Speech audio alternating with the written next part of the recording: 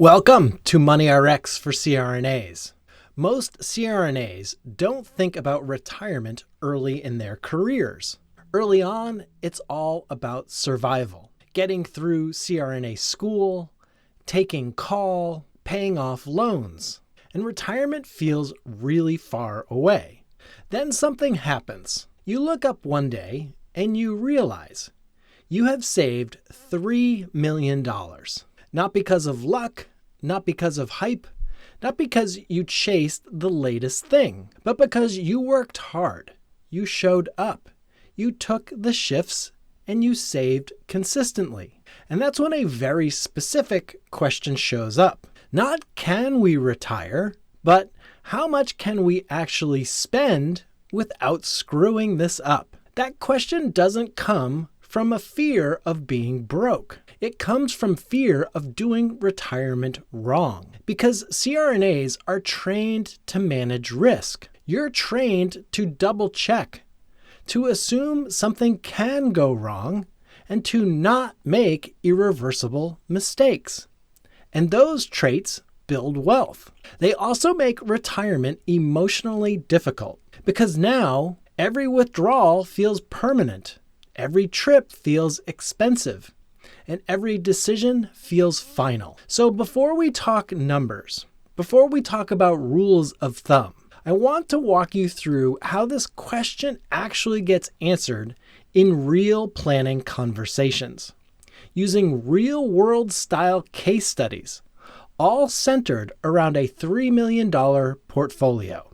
Same number, very different outcomes. Let me introduce you to David and Ann. David is 67, Ann is 65. David is a CRNA and Ann retired a few years ago. And David's retiring this year. They've accumulated just over $3 million across IRAs, a 401k, and a brokerage account. They own their home, no plans to downsize, and no debt. David opens the meeting and says something I hear all the time from CRNAs. He says, I'm pretty sure we're okay financially. I just don't want to be overly conservative and regret it later.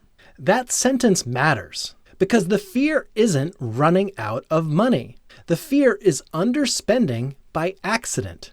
Ann jumps in and says, we've been disciplined for 30 years and I don't want to finally retire and still feel like I'm asking permission to spend. And that's the emotional starting point. So we don't start with projections. We start with spending. Ann estimates they spend about $7,000 per month. But that's just what hits the checking account. So we slow it down. Property taxes, insurance, healthcare, out-of-pocket medical, irregular expenses, travel, and everyone's favorite, taxes. Once everything is normalized, their true baseline lifestyle spending is closer to $9,300 a month after tax. Then we talk about travel. And this matters because CRNAs don't want to travel someday. They want to travel while their bodies still cooperate. So we intentionally add $30,000 per year for travel, but only for the first 10 to 12 years of retirement, because no one travels at 85 the way they do at 65. Now, healthcare. David is already on Medicare, and Ann has 1 year to go.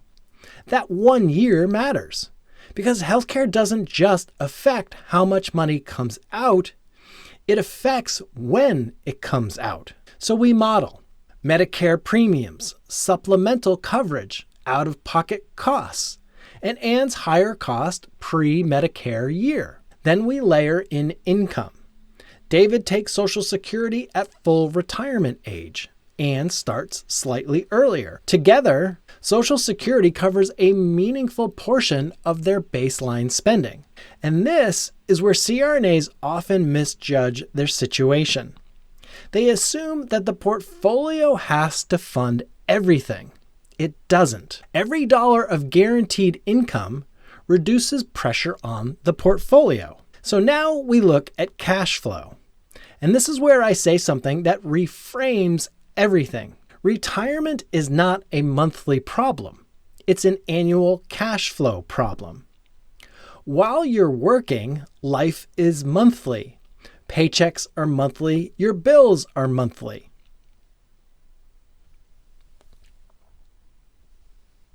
But retirement works year by year. So we walk through the early years. Year 1, partial Social Security, higher healthcare costs, and the portfolio works harder. And that's normal. Year 2, full Social Security, lower portfolio withdrawals. By year 5, Anne has hit Medicare, healthcare costs drop, and the portfolio withdrawals drop again. Same lifestyle, less stress. A few years later, both Social Security checks are fully online. And at that point, something very important happens. The portfolio stops funding their life, and it starts filling gaps. Only then do we ask the question that they came in with. How much are we actually withdrawing from the portfolio? Once Social Security is fully online, it's between 2 and 3%. And so that's the moment the room goes quiet. Because David thought he was going to be walking a tightrope. But what he realizes is he has margin. And margin creates a new responsibility. Because now the question isn't, will we be okay? The question becomes, what do we want this money to do for us? And that's where the next mistake usually shows up. Let me introduce you to Susan. Susan retires at 66 with $3 million. Reasonable spending, diversified portfolio, disciplined approach. On paper, her plan looks great. But there are 2 versions of Susan's retirement. In the first version, markets cooperate early, and the first 5 years are smooth. Withdrawals feel easy. The portfolio grows even as she spends. By her mid-70s, Susan looks at her accounts and thinks, I don't even know what I'm going to do with all of this money. She passes away in her 90s with significantly more money than she started with. Now let's talk about the other version. Same Susan, same spending, same discipline. But markets struggle early. The first few years after retirement are rough. And when withdrawals happen when the portfolio is down, the losses compound. Even when markets recover later, the damage is already done. This version of Susan runs out of money in her early 80s. Again, nothing dramatic happened. She didn't overspend. She didn't panic sell. She didn't abandon the plan. The only difference was timing. This is what sequence of returns risk actually looks like. And this is why retirement feels so different from your working years. When you're accumulating, bad markets are annoying. When you're withdrawing, bad markets feel personal. This is also why CRNAs who retire early often feel more anxious than those who retire later. More years, more withdrawals, more exposure to early risk. Which brings us to something critical. Flexibility matters more than precision. A plan doesn't fail because it wasn't optimized. It fails because it couldn't adapt. And this is where behavior quietly takes over.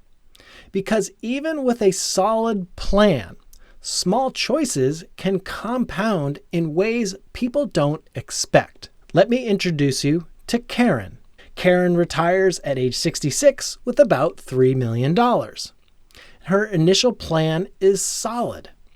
She's spending about $11,500 per month. Everything looks sustainable. In year 1, she travels a little more comfortably. Better flights, better hotels, and it averages out to about $500 more per month. It doesn't feel permanent. In year 3, she starts helping an adult child more consistently. another few hundred per month. Still doesn't feel permanent. But by year 5, her spending is about $1,000 per month higher than originally planned. But here's the key. When we rerun her plan using average market returns, everything still looks fine. And most people stop there. But when we rerun the plan using unfavorable early markets, the margin disappears quickly. Now, the problem wasn't one big decision. It was a pattern. And this is why planners worry less about one-time splurges and more about structural changes. A big trip doesn't break a plan, but permanent lifestyle inflation can, especially early. And this is where many CRNAs unintentionally hurt themselves. You're used to income being high and steady.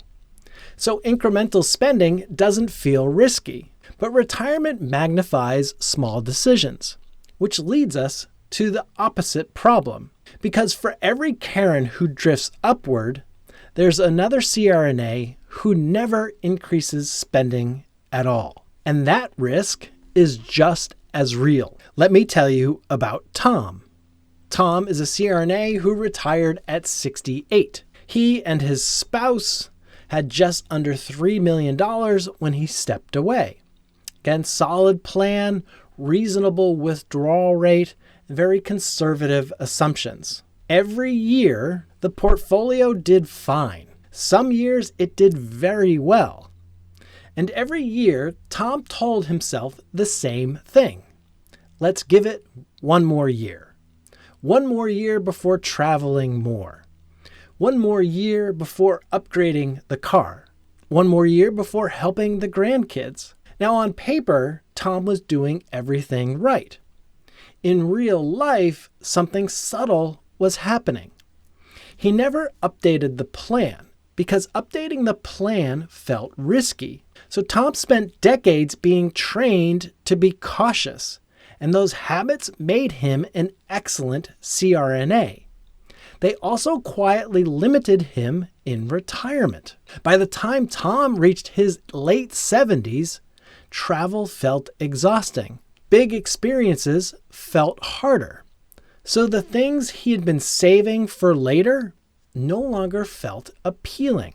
When Tom passed away, his estate was far larger than he ever intended. The plan succeeded financially. It failed experientially. This is what accidental underspending actually looks like. It doesn't feel like a mistake. It feels like responsibility. And CRNAs are very good at being responsible. Now, let me be clear. This is not a personality flaw. It's a structural issue. Most retirement plans are built like prescriptions. Do this, avoid that, stay inside the lines. But retirement is not a clinical protocol. It is a long transition. And transitions require decision checkpoints, not rigid rules. Let me give you an example. Meet Kevin and Laura. Kevin is also a CRNA. They wanted to retire at age 60, and their spending was aggressive. Their average results looked acceptable, but when we looked deeper, the plan had almost no margin in the first 10 years. So if markets struggled early, they had no levers to pull. No spending flexibility, no income buffer, no adjustment options. Now that's not just a bad plan on paper, that's a fragile plan in real life. So instead of forcing the numbers, we changed the structure. We put part-time work for a few years, maintaining benefits and lowering portfolio withdrawals early. Suddenly, the plan wasn't perfect, but it was resilient. And resilience beats precision every time. This matters especially for CRNAs. Many of you retire earlier than the general population. That means more years before Social Security, more reliance on taxable accounts early, and more pressure on withdrawal strategy. Pulling from the wrong accounts at the wrong time can increase taxes and increase anxiety, even if the plan technically works. Retirement is not a number. It is a system of income, expenses, taxes, markets, and behavior. Some years, the portfolio works harder. Other years, it doesn't. Some years, spending expands, and other years, it contracts. The CRNAs who feel the most confident are the ones who never change course. They're the ones who understand the system well enough to adjust without fear. And once you see retirement this way, the question shifts again. It's no longer how much can we spend? It becomes what kind of life do we want this money to support? And answering that requires one final shift. Because if you don't decide what role money plays in your retirement, something else will decide for you. Usually fear, sometimes habit, often inertia, and none of those are good planners. You spent decades being intentional. You were intentional with patience, intentional with procedures, intentional with safety. But when it comes to retirement, many people stop being intentional. They assume that spending less is always safer. Waiting longer is always better. And preserving more is always responsible. Those assumptions feel comfortable, but they're also often wrong. Let's go back to David and Ann one last time. After walking through their plan, the cash flow, the withdrawal rate, the early years versus the later years, they reached a place most retirees never reach. They realized that they had choices. They could retire when they planned. They could spend more without putting the plan at risk. They could travel differently. They could bring family along. They could give meaningfully while they were still alive. So what mattered wasn't which option they chose. What mattered was that they were no longer guessing. Too many CRNAs retire with uncertainty disguised as caution. They tell themselves that they're being prudent, but what they're really doing is avoiding a decision. And avoidance always has a cost. A well-designed retirement plan doesn't just answer, will we be okay? It answers deeper questions. When does it make sense to loosen the reins? How do we know when caution has turned into fear? What would we regret not doing if the plan works exactly as projected? What does enough actually mean for us? Those questions do not show up in spreadsheets. They show up in conversations. This is also why I'm cautious about framing retirement success purely in probabilities. A 95% probability of success sounds great, but success at what? Success at dying with no money? Success at never adjusting? Success at avoiding risk at all costs? Those aren't life goals. I believe a more useful definition of success sounds like this. Do you understand your plan well enough to adapt it without panic? Do you know which levers you can pull and when? Do you feel confident that money is supporting your life instead of dictating it? When the answer to those questions is yes, the exact spending number becomes far less important. Which brings us all the way back to the original question. We have a $3 million portfolio. How much can we spend in retirement? The honest answer is this. $3 million does not come with a spending limit. It comes with choices. Choices shaped by when you retire, how your income changes over time, and how flexible you're willing to be, and how intentionally you revisit the plan as life evolves. Some CRNAs will choose to retire early and protect flexibility. Others will choose to spend more while health and energy are high. Some will prioritize family or legacy. All of those paths can be correct. The mistake is pretending there's one right number that applies to everyone. There isn't. There's only alignment. Alignment between your money and your values. Alignment between safety and enjoyment. Alignment between today and the future you're trying to build. When that alignment exists, retirement stops feeling fragile. Your portfolio stops feeling like something you might break. It becomes what it was always meant to be: a tool, a resource, and a foundation for a life that's lived on purpose, not by accident. I'm Brett Fellows, certified financial planner and founder of Oak Capital Advisors, and I will see you in the next episode.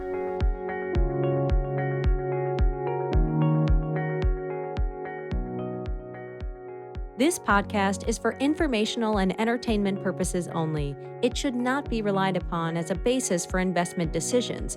This podcast does not engage in rendering legal, financial, or other professional services.